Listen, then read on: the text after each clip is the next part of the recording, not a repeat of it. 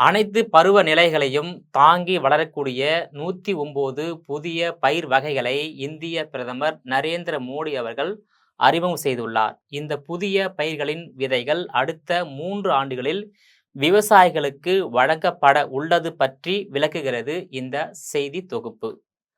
அனைத்து பருவ நிலைகளையும் தாங்கி வளரக்கூடிய, குறைந்த செலவில் குறுகிய காலத்தில் அதிக மகசூல் தரக்கூடிய 109 புதிய பயிர் வகைகளை இந்திய வேளாண் ஆராய்ச்சி கழகம் கண்டுபிடித்துள்ளது. இந்நிலையில் டெல்லியில் உள்ள இந்திய வேளாண் ஆராய்ச்சி கழகத்தில் நடைபெற்ற விழாவில் சிறுதானிய வகைகள் சேர்ந்த 34 பயிர்கள், 27 தோட்ட பயிர்கள் உட்பட 109 புதிய பயிர் வகைகளை இந்திய பிரதமர் மோடி அவர்கள் அறிமுகம் செய்துள்ளார். புதிய வகை கரும்பு, பருப்பு வகைகள், எண்ணெய் வித்துக்கள், பருத்தி, மூலிகை செடிகளையும் அறிமுகம் செய்யப்பட்டுள்ளது. இயற்கை வேளாண்மையில் சாகுபடி செய்யப்படும் தானியங்களை பொதுமக்கள் விரும்பி வாங்குவதால் அவற்றின் தேவை கணிசமாக அதிகரித்து வருகிறது.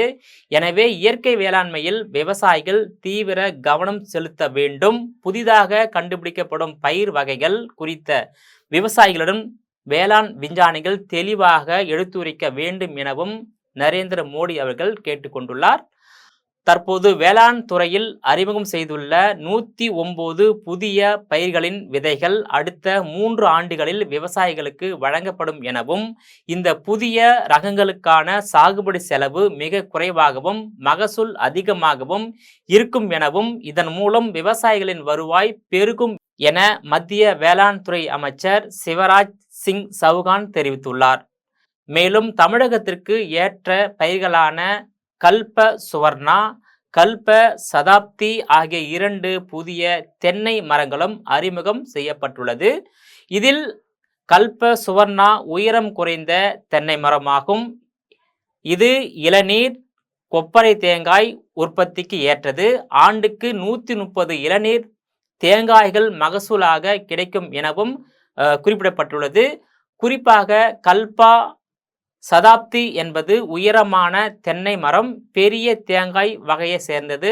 இந்த மரத்தில் ஓராண்டில் 148 தேங்காய்கள் கிடைக்கும் எனவும், இந்த 2 ரகங்களையும் தமிழகம், கேரளா, கர்நாடகாவில் பயிரிடப்பட அறிவுறுத்தப்பட்டுள்ளதாக இந்திய வேளாண் ஆராய்ச்சி கழகத்தின் நிர்வாகிகள் தெரிவித்துள்ளனர். அதேபோல் 416 என்ற புதிய நெல் வகை உப்புத்தன்மை மிகுந்த கடலோர பகுதிகளில் செழித்து வளரக்கூடியது என்றும், 125 நாட்களில் அறுவடை செய்ய முடியும் என்றும், 1 ஹெக்டேருக்கு 48.97 குவிண்டால் மகசூல் கிடைக்கும் என தெரிவிக்கப்பட்டுள்ளது. புதிய வகையான துரம் கோதுமை பயிர் தமிழகம், கர்நாடகா, மகாராஷ்டிராவில் பயிரிட ஏற்றது எனவும், இது கடும் வெப்பத்தையும் தாங்கி வளரும் தன்மை கொண்டது எனவும், 1 ஹெக்டேருக்கு 30.2 குவிண்டால் மகசூல் கிடைக்கும் என்பதும் குறிப்பிடத்தக்கதாகும். இது குறித்து மத்திய வேளாண் துறை வட்டாரங்கள் கூறும்போது, இயற்கை வேளாண்மையை ஊக்குவிக்க புதிய பயிர் வகைகளை அறிமுகம் செய்யப்பட்டு வருவதாகவும், மண் வளம் காப்பது, ஊட்டச்சத்தான சிறுதானியங்கள் சாகுபடியை அதிகரிப்பது தொடர்பாக விவசாயிகளிடம் விழிப்புணர்வு ஏற்படுத்தப்பட்டு வருவதாகவும் தெரிவிக்கப்பட்டுள்ளது. குறிப்பாக ரசாயன உரங்கள், பூச்சிக்கொல்லி மருந்து, களைக்கொல்லி மருந்து மற்றும் மரபணு மாற்றப்பட்ட விதைகளுக்கு மாற்றாக இயற்கை விவசாயம், இயற்கை உரங்கள், பாரம்பரிய விதைகள், தற்சார்பு விவசாயத்திற்கு முன்னுரிமை அளிக்க அனைத்து மாநில அரசுகளையும் மத்திய அரசு கேட்டுக்கொண்டுள்ளது குறிப்பிடத்தக்கதாகும்.